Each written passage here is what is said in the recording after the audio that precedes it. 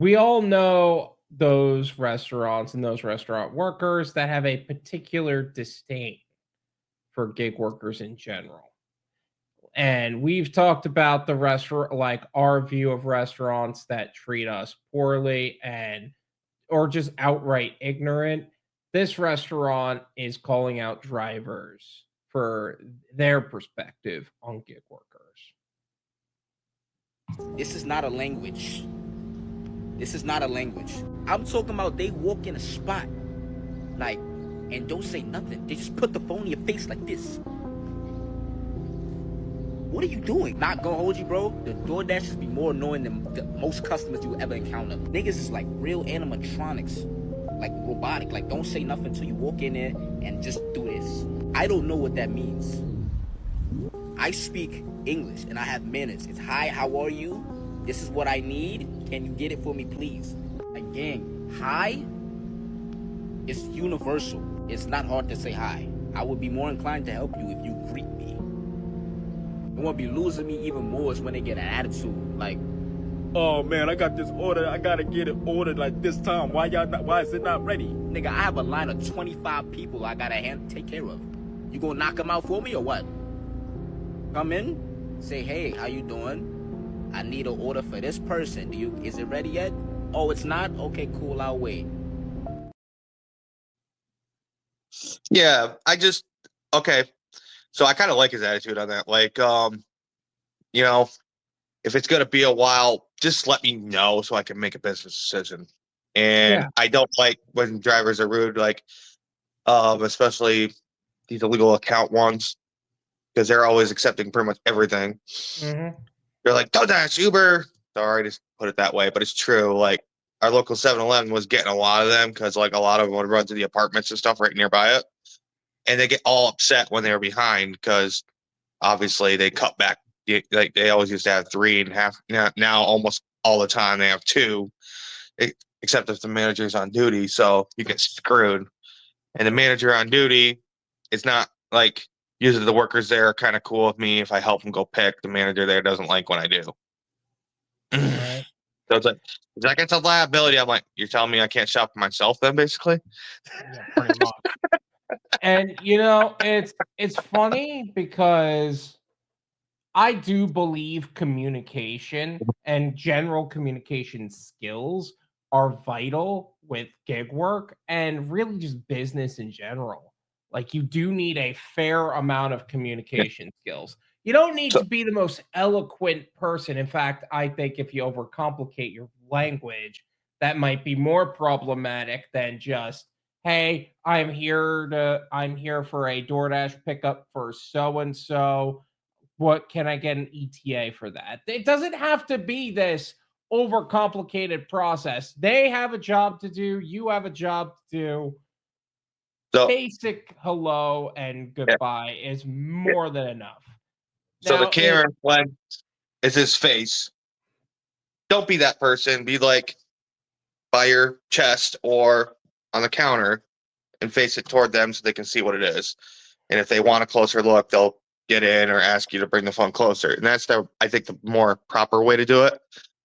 So, as far as like, there's 25 orders, do you want to come back and help me? I'm like, hey, if it's a kind of style of restaurant I'm familiar with, yeah. Like, I'll joke. I'm like, I'll scrub it and help you if it gets my order real fast. right. There is a point to be said that if my order came in first and I'm seeing people enter, place and leave before I even get my Oh, order I from hate my that kind of customer, place. then it's a problem. I do think it goes both ways, but from what I could tell, his main issues are phone and face, Sorry. show and display. It is an interesting line to walk to where they do want to see the phone, but they don't want it, quote unquote, in their face. And it's funny because everybody's definition of in your face is so completely different. Because I've seen drivers who are all up in your business about the phone, and then I've seen drivers that are the opposite of that entirely, to where they're like, that's it. Like, you can see it from here, right?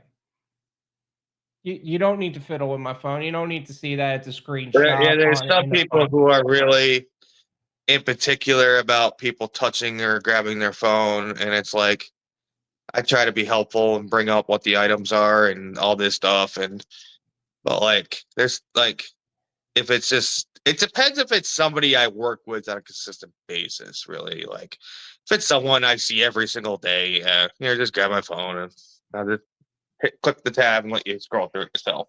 But like if I don't really know you, I don't want you on my phone. I agree with that. And wait and wait and wait till they cleared that drive-through out. Yeah, pretty much. When they do that crap, like it's one thing if you place the mobile order and hit counter, but like they'll freaking do that crap where they keep taking the in-house, and then you're like, after it's finally not busy and they have one order left on the screen, they'll finally start yours. Right. I've been to those kind of restaurants, and like there'll be 12 of us standing there, and more people. Some people will leave, more people will show up because people keep on assigning and the price keeps rising. Every time too, it's like clockwork with them. I hate phone and face. I agree. I only show them my phone if I can't pronounce the name. That's an interesting one, and I've had that issue too, to where sometimes I'll be like, look, I'm gonna be honest, I don't know how to pronounce this. Can I show you? And they'll be fine with that. So there was only one instance where that happened. It was a Cold Stone for a deliver that order. I made a video about it where I almost got deactivated on deliver that for it. And that Cold Stone was giving me such a headache and said I had an attitude problem for not knowing how to pronounce a name and for entering their establishment. Like, what exactly did you want from me here?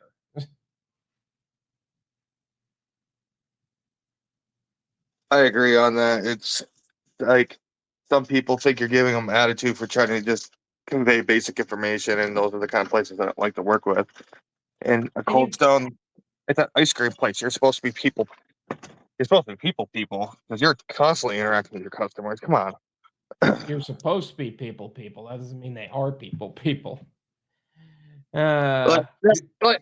I don't know how, but you're supposed to be very social, communicable, and like have good customer interaction skills. And like people don't have good customer service skills, and they just like that's the worst thing. Is like, I walk into those kind of full service places where you're always interacting with somebody as you're doing your order, and they're just the rudest, meanest jerks ever. It's like, I'll never come back here. Bye. Yeah, pretty much.